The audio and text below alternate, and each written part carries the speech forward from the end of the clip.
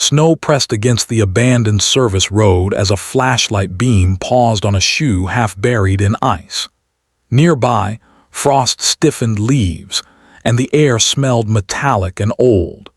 Investigators understood before speaking that time had failed this place, and that something carefully hidden had finally surfaced after decades waiting. If you like stories like this, make sure to subscribe and like the video. In December of 1981, Massachusetts was already wrapped in an early winter that felt heavier than usual. Christmas lights flickered across small towns and mill cities, strung along clapboard houses and storefronts that closed early against the cold. Newspapers were thick with holiday advertisements and stories about travel delays, toy shortages, and New England storms. In Worcester County, the season carried a quieter tension, the kind that settled into older communities where people measured time by church calendars and high school football seasons. It was here that 22-year-old Emily Carter disappeared, her absence initially mistaken for a holiday visit gone long or a young woman seeking distance during a complicated winter. Emily Carter had grown up in central Massachusetts, the daughter of a machinist and a school secretary, raised in a modest home near Route 122. She was described in missing person forms as 5 feet 4 inches, brown hair, hazel eyes, with a reserved demeanor that masked a persistent independence. By late 1981, she was attending a local community college, working part-time at a pharmacy, and saving money to move into an apartment of her own. Thanksgiving had passed quietly that year, marked by an early snow and a power outage that left her family eating by candlelight. Christmas was approaching, and Emily had told her mother she planned to shop late after finals ended to avoid crowds. On December 18, 1981, Emily left her parents' house in the early evening. She was wearing a winter coat described as dark blue, gloves knit by her aunt, and boots suited for slush-covered sidewalks. She said she would return before midnight. She never did. By the morning of December 19, her bed was still neatly made. Her car, a used sedan, was not parked on the street. Her purse and identification were missing. At first, her parents waited, believing she might have stayed with a friend or been delayed by weather. That patience lasted only hours before anxiety replaced restraint. A missing person report was filed by mid-afternoon, logged by a local police department already stretched thin by holiday staffing. The initial response followed procedure.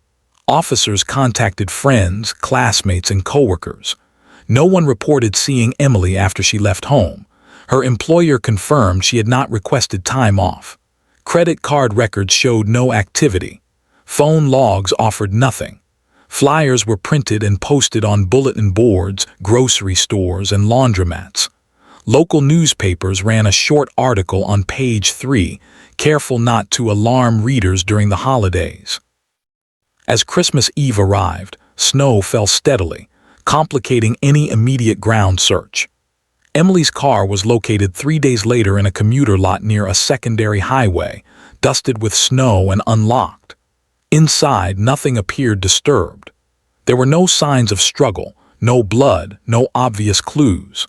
The vehicle was towed, photographed, and examined with the forensic standards of the early 1980s, which relied heavily on visual inspection and limited trace analysis.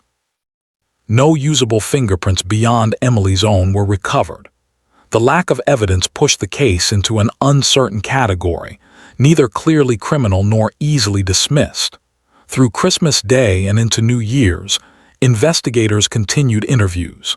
Some remembered seeing Emily in town earlier that evening, carrying a small bag, possibly gifts. One clerk thought she seemed distracted, though that detail was vague and inconsistent.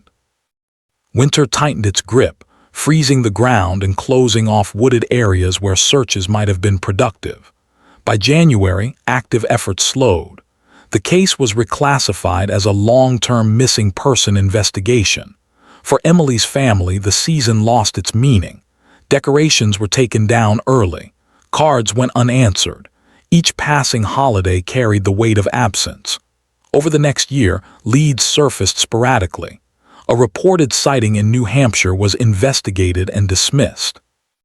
A tip from Florida suggested a woman matching Emily's description working in a diner, but photographs ruled it out. The file grew thicker, its pages yellowing as months turned into years. In 1983, skeletal remains were discovered by a hunter in a wooded area off an old service road, several miles from where Emily's car had been found. The location was rural, bordered by second-growth forest, and used mostly by utility crews. The remains were recovered carefully, though the elements had done their work. Dental records later confirmed the identity as Emily Carter. The autopsy, limited by decomposition, could not determine a precise cause of death. There were no definitive signs of trauma. The medical examiner listed the manner of death as undetermined, noting the possibility of exposure or foul play. Without clear evidence, the case shifted from missing person to suspicious death, then slowly into the category of cold cases. Through the 1980s and 1990s, the investigation was revisited periodically. Detectives reviewed notes, re-interviewed witnesses, and compared the case to others. No clear suspect emerged. Technology advanced, but the physical evidence remained minimal. Emily's clothing, recovered with the remains, yielded no usable biological material by the standards of the time. Her family aged. Her parents moved to a smaller home. Her younger brother married and had children who grew up knowing their aunt only through photographs. Each December, local papers occasionally mentioned the case in year-end crime summaries, a brief reminder of a question unanswered.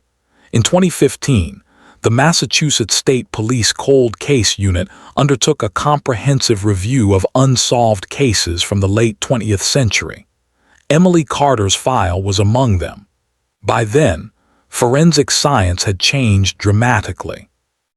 Advances in DNA extraction allowed testing of degraded samples once considered useless. Investigators located preserved evidence, including a fragment of fabric and soil samples collected from the recovery site. These were sent to a modern laboratory for analysis. The results were modest but significant. A partial male DNA profile was developed from trace material found on the fabric. It was not enough for a direct identification, but it was enough to enter into national databases. No immediate match was found. The case returned to dormancy, though now with a new thread of possibility. In 2019, investigators revisited the timeline with fresh eyes. They examined employment records, traffic patterns, and land use maps from 1981. One detail stood out. A local man who had worked seasonal maintenance for a utility company had access to the service road near where Emily's remains were found. At the time, he lived alone, had no close family, and left the state in early 1982. His name was Thomas Reed, then 34 years old. Reed had never been interviewed in the original investigation. Records showed he had been questioned in an unrelated incident years later, providing a DNA sample that had since been entered into a state database. When the partial profile from Emily's case was compared again in 2020, it produced a familial match linked to Reed. Investigators obtained a warrant to collect a new sample. The comparison was conclusive. The DNA found on Emily's clothing matched Thomas Reed. Reed, now living in a neighboring state and retired, was arrested quietly in early December, just weeks before Christmas. The announcement stunned the community. Reed was charged with murder based on circumstantial evidence, DNA linkage, and reconstructed opportunity. During trial, prosecutors outlined a methodical case, showing how Reed's access, movements, and forensic connection aligned. The defense offered alternative explanations, but the evidence held. In 2022, Reed was convicted and sentenced to life imprisonment. There was no dramatic confession, no spectacle. The resolution arrived with paperwork, verdict forms, and a judge's measured words. For Emily's family, closure came without celebration. Her parents did not live to see the arrest. Her brother attended sentencing, standing quietly as the season turned cold again. In Massachusetts, another December passed, marked by lights, snow, and the slow turning of years. The confirmation of Emily Carter's identity in 1983 did not bring relief so much as a deeper, colder uncertainty. Her remains were returned to the county medical examiner during a week when Christmas decorations were being packed away, and the town's attention had already shifted to routine winter concerns. The recovery site, cordoned off with tape and state-issued signs, was documented and released within days. Snow covered the disturbed earth almost immediately, erasing visible traces. Investigators compiled photographs, sketches, and measurements, all filed into manila folders that would soon be shelved. The absence of a clear cause of death limited what could be said publicly. Press coverage was restrained, reflecting both the era and the lack of definitive conclusions. The headline language spoke of tragedy and unanswered questions, careful not to assign blame. For residents who remembered Emily's missing person flyers from 2 winters earlier, the news carried a quiet finality. Throughout the mid-1980s, the investigation followed a predictable rhythm. Each year, usually in late November or early December, a detective would review the case file. Notes were reread, evidence inventories checked, and witness lists examined for anyone not yet recontacted. These reviews often coincided with seasonal staffing changes and holiday schedules, reinforcing the sense that the case existed outside ordinary time. Witnesses who had once been young adults were now settling into middle age. Memories softened, details blurred. Some had moved away, others declined further interviews, believing they had already said everything they knew. The landscape itself changed. Trees grew denser around the service road. New developments appeared closer to town, while older industrial buildings fell into disuse. By the early 1990s, Emily Carter's case was officially classified as cold. That designation did not imply neglect, but rather acknowledged the absence of active leads. The file remained accessible, cross-referenced against other unsolved cases in Massachusetts. Investigators compared patterns, searching for similarities in victim age, geography, and circumstance. None aligned convincingly. There was no known history of violence in Emily's personal life, no record of threats or volatile relationships. Her routines had been stable, her ambitions modest and local. This lack of obvious risk factors made the case difficult to contextualize, both for law enforcement and for the community that remembered her. The 1990s brought incremental changes to forensic science, but little that could be applied retroactively to Emily's case. Biological evidence was minimal, and what existed had been collected under standards that did not anticipate future testing methods. The clothing recovered with her remains had been stored according to protocol, but exposure and time had degraded much of its evidentiary value. Soil samples were preserved, though their potential significance was unclear. The investigation persisted largely through paperwork, interviews, and the slow accumulation of unanswered questions. Local media occasionally revisited the story, often around the holidays. Articles would mention the date of Emily's disappearance, noting how many years had passed. These pieces were brief, factual, and respectful, reflecting an audience that had aged alongside the case.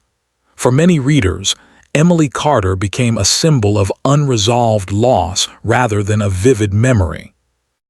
Her photograph, reproduced in grayscale, showed a young woman with a neutral expression, frozen in a moment that preceded everything that followed. As the new millennium approached, Institutional changes within Massachusetts law enforcement led to renewed attention on unresolved cases. Databases were digitized, and older files were scanned for preservation. Emily's case benefited from this transition. Information that had once existed only on paper became searchable, allowing for broader comparisons. Still, without new evidence, progress remained limited.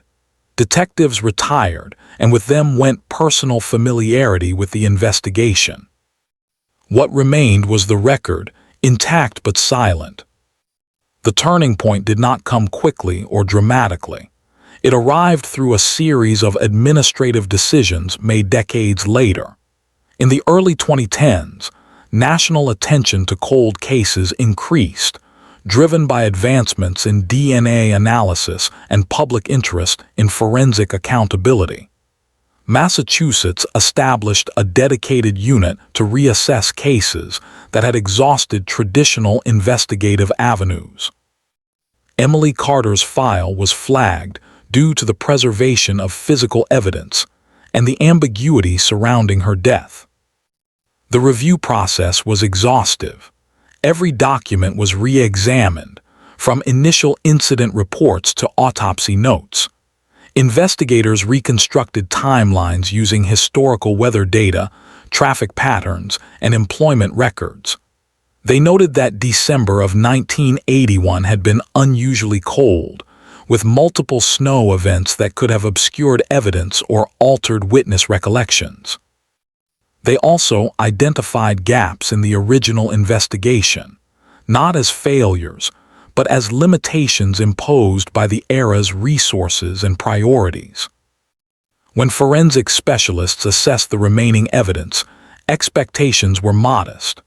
The fabric fragment recovered with Emily's clothing was tested using modern techniques capable of extracting genetic material from degraded samples.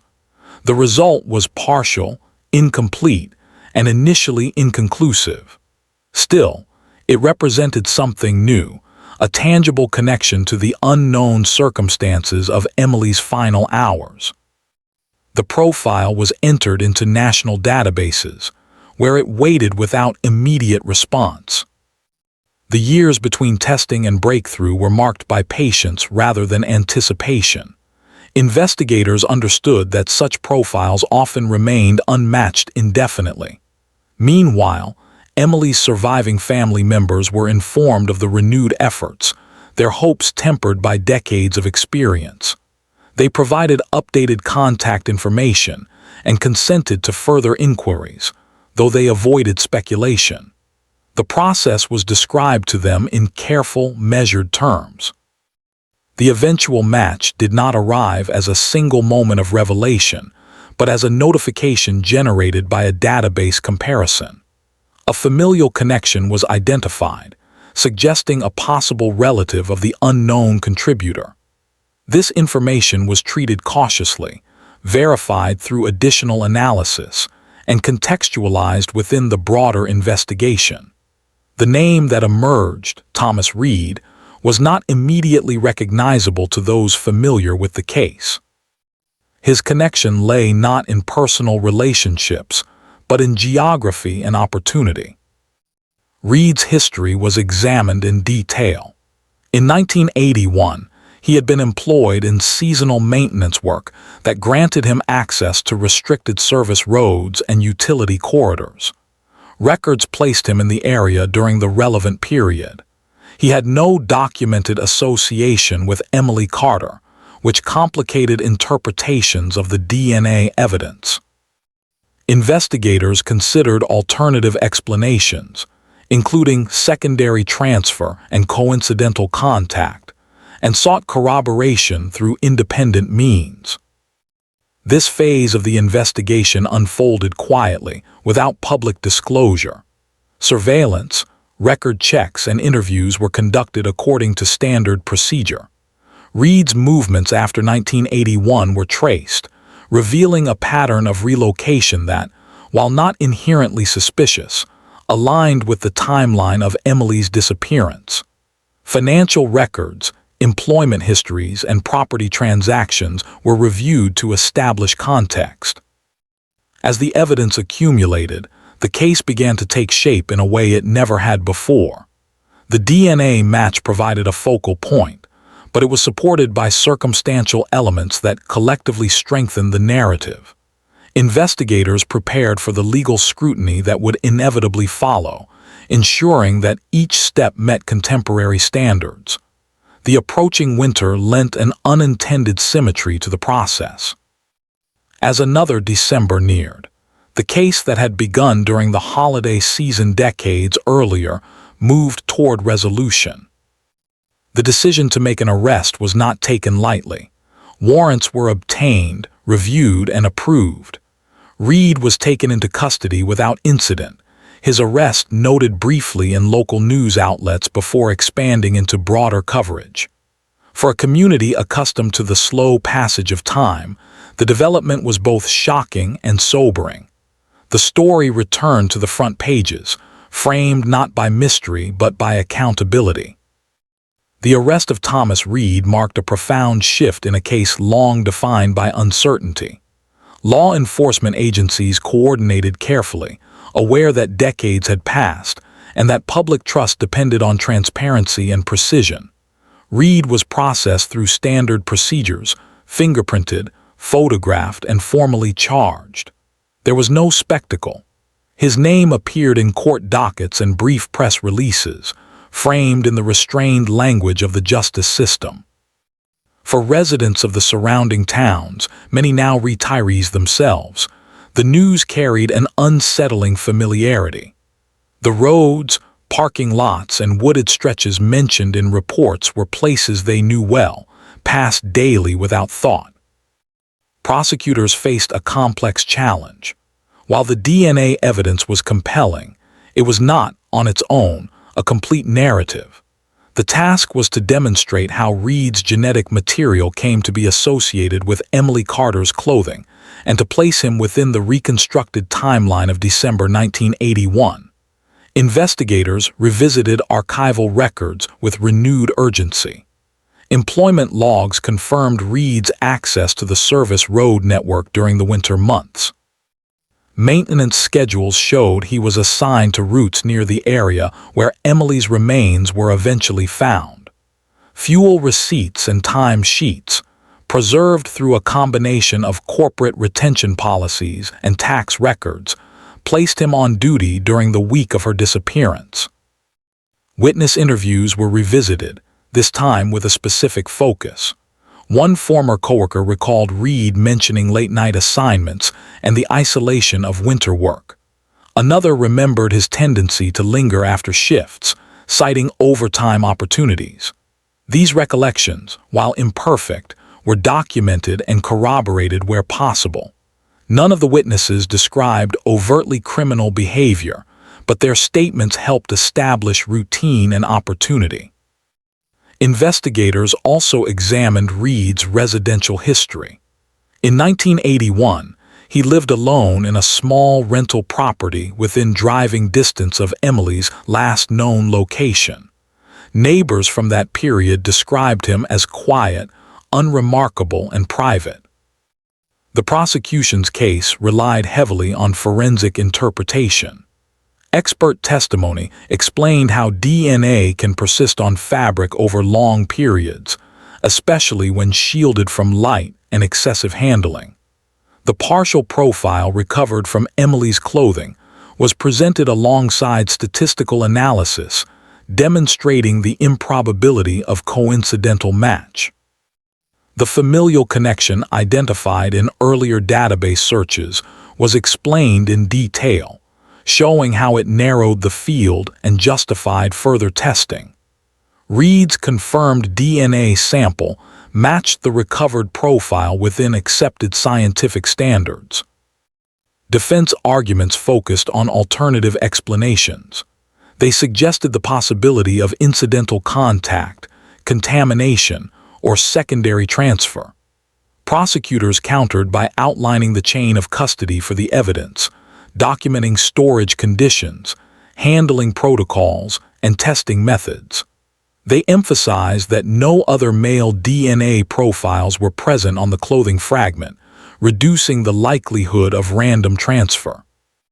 The absence of Emily's DNA on Reed's possessions was acknowledged but contextualized as consistent with the passage of time and the limited scope of preserved evidence. Throughout the proceedings, the tone remained measured. There were no dramatic revelations or emotional testimony. The courtroom atmosphere reflected the gravity of addressing events long past. Emily Carter's family attended quietly, their presence noted but unobtrusive. Photographs of Emily were entered into evidence, showing her at various stages of her short life. These images served not as emotional appeals but as factual representations of the person at the center of the case. The timeline presented to the court was meticulous. On December 18, 1981, Emily left her family home in the early evening.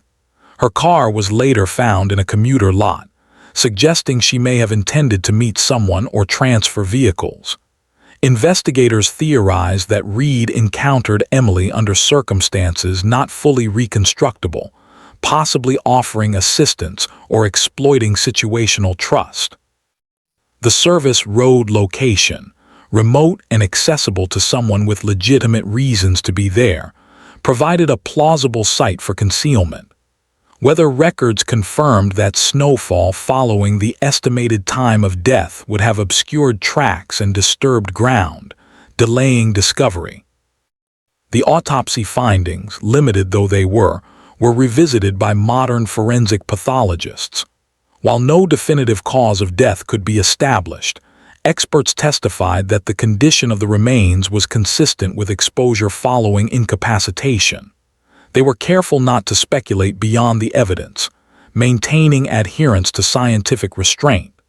The manner of death was classified as homicide based on the totality of circumstances, including location, concealment, and forensic association. As the trial progressed, media coverage remained steady but controlled. Local newspapers published daily summaries, focusing on procedural developments rather than sensational detail. Television reports emphasized the historical nature of the case and the advancements that made resolution possible. For many viewers, particularly older adults who remembered the original disappearance, the coverage prompted reflection on how time alters both memory and accountability. After weeks of testimony and review, the case moved to deliberation. The jury, composed of individuals with no personal connection to the events, was instructed to consider the evidence without regard to the passage of time. Their task was to determine whether the prosecution had met its burden under the law. The verdict, when it came, was delivered without flourish. Thomas Reed was found guilty of murder. Sentencing followed according to statutory guidelines. Reed, now in his 70s, was sentenced to life imprisonment. The judge's remarks acknowledged the unusual span between crime and conviction, emphasizing that the law does not expire with age. The sentence was framed as an affirmation of process rather than retribution. There was no statement from Reed beyond a brief acknowledgement of the court's authority. For Emily Carter's family, the conclusion brought a complicated form of closure. There was relief in knowing the circumstances of her death had been formally addressed, but no sense of restoration. The years lost could not be recovered. Her parents, who had died without answers, were remembered in quiet remarks outside the courthouse. Her brother spoke briefly to reporters, expressing gratitude for the investigators who had persisted. In the months following the conviction, the case receded from public attention. Holiday seasons returned to their familiar rhythms. Snow fell on the same roads, lights appeared in the same windows. The service road where Emily was found remained largely unchanged, used occasionally and unnoticed by most. In law enforcement offices, the file was updated one final time, marked resolved and archived. The resolution did not erase the past, but it placed it within a defined legal framework. For a community shaped by memory and routine, that distinction mattered. In the years following the conviction, the legal process continued quietly, as it often does when a case no longer belongs to speculation but to record. Appeals were filed and reviewed, grounded in procedural arguments rather than claims of innocence. Each was examined by higher courts and denied, reinforcing the integrity of the investigation and trial. With those decisions, the case of Emily Carter moved from contemporary news into permanent history, its facts fixed and its questions largely answered. The Massachusetts State Police Cold Case Unit documented the investigation as a model of methodical persistence.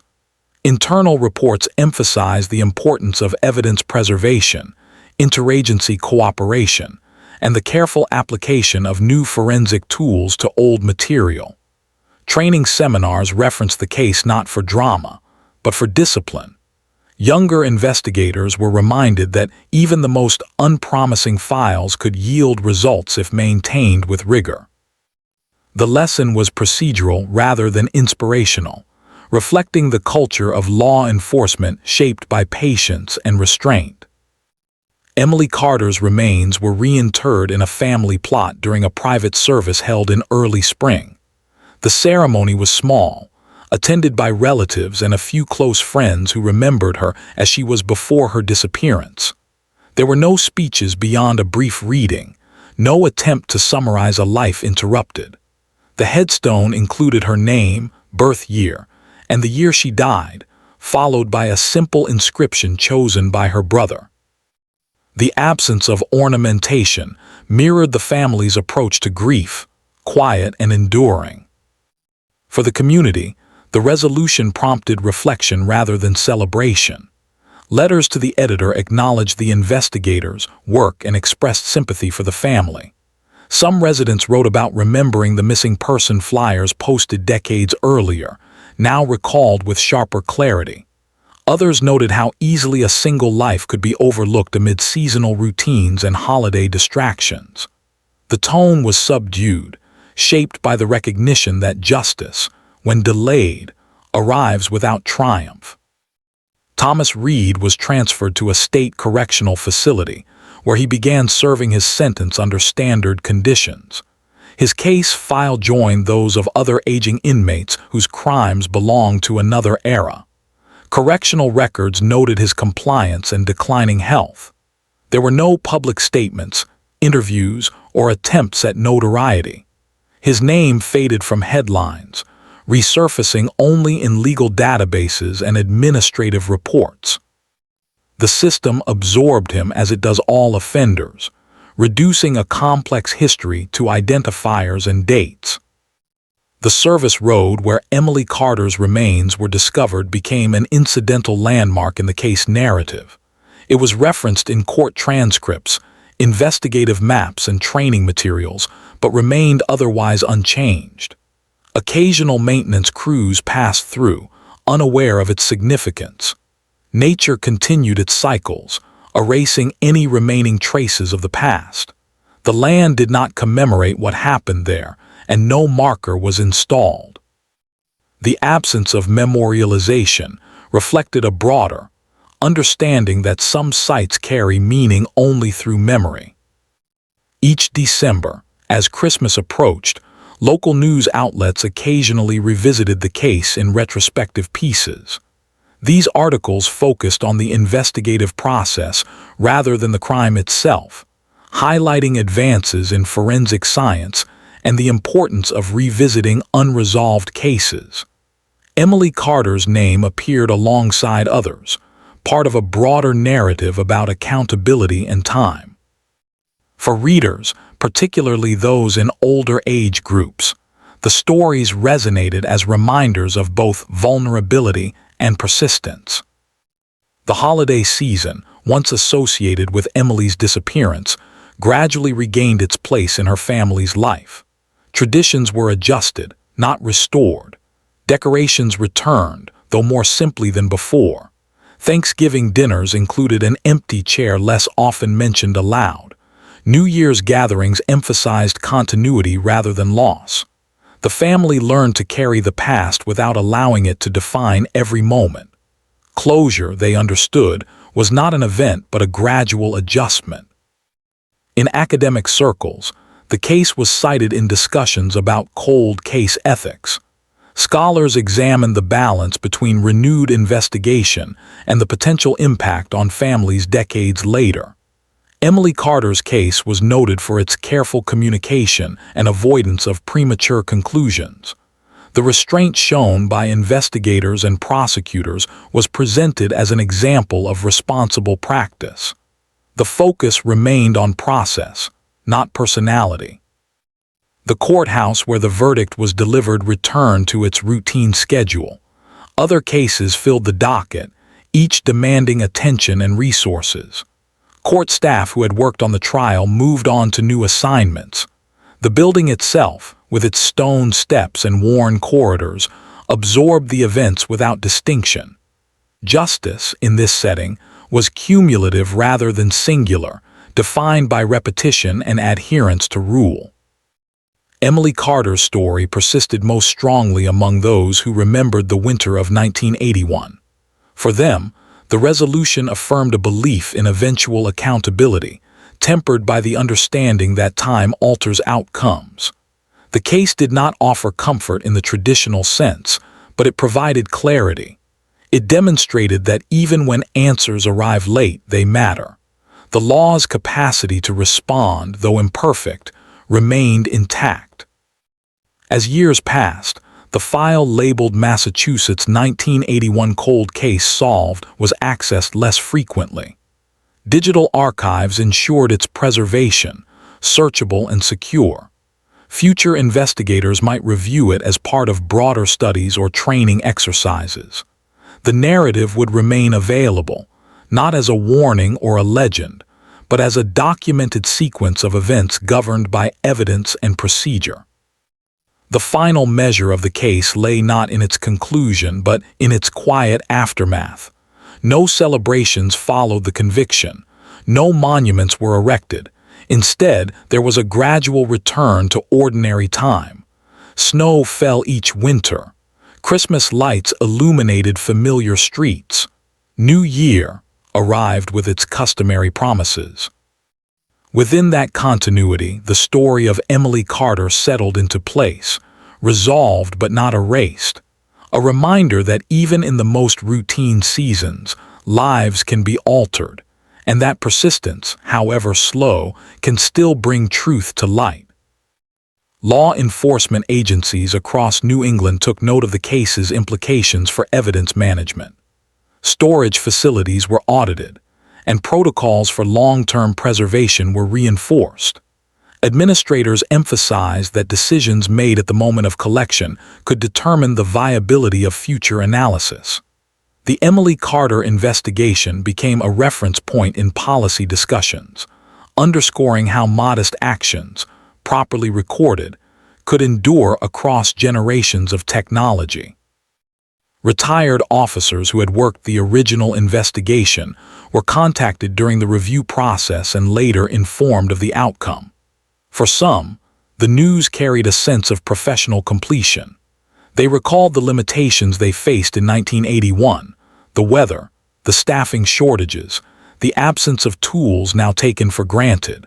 None expressed regret publicly, only acknowledgement that the system had eventually performed as intended. Their recollections were added to the archive as contextual notes. The local press maintained an archive page summarizing the case, written in plain language and updated after the final appeal was denied. Readers occasionally left comments expressing thanks or reflecting on similar losses. Moderators kept the space factual and respectful, preventing speculation. Over time, activity slowed, and the page became another static record among many, consulted primarily by researchers and journalists. Educational programs addressing crime prevention reference the era in which Emily disappeared, noting differences in public awareness and personal safety norms. The intent was not to assign blame, but to illustrate how assumptions change. The message remained consistent. Vigilance and community responsibility are ongoing requirements, independent of season or circumstance. For Emily's extended family, milestones continued. Birthdays were marked, graduations attended, and anniversaries observed. Her photograph appeared in family albums beside those of nieces and nephews she never met. Stories about her were shared sparingly, focusing on ordinary traits and small memories. The narrative of her life was allowed to exist beyond the manner of her death. The correctional system monitored Thomas Reed as it would any inmate serving a life sentence. Annual reviews documented medical needs and behavioral assessments. There were no parole considerations. The record reflected compliance and eventual decline, the predictable trajectory of age within confinement. Municipal records noted no changes required at the discovery site. Environmental assessments showed no impact beyond the original recovery. The land remained classified as utility access, functional and unremarkable. The absence of public markers was consistent with state practice, avoiding unintended attention. Memory, officials understood, did not require signage. On significant anniversaries, investigators who had worked the case sometimes exchanged brief messages acknowledging the date. These communications were private, professional, and concise. The emphasis was on maintaining standards for future work. The case had ended, but its influence persisted in method rather than emotion. As time continued, the story of Emily Carter assumed its place within a larger pattern of resolved cold cases. It illustrated how persistence interacts with chance and how institutions evolve. The resolution did not transform the community, but it reinforced confidence in process. For those who lived through the uncertainty, that assurance mattered. Ultimately, the case concluded without fanfare. Files were closed, systems updated, and attention shifted elsewhere. What remained was a record of careful work spanning decades, bounded by winter seasons and ordinary days.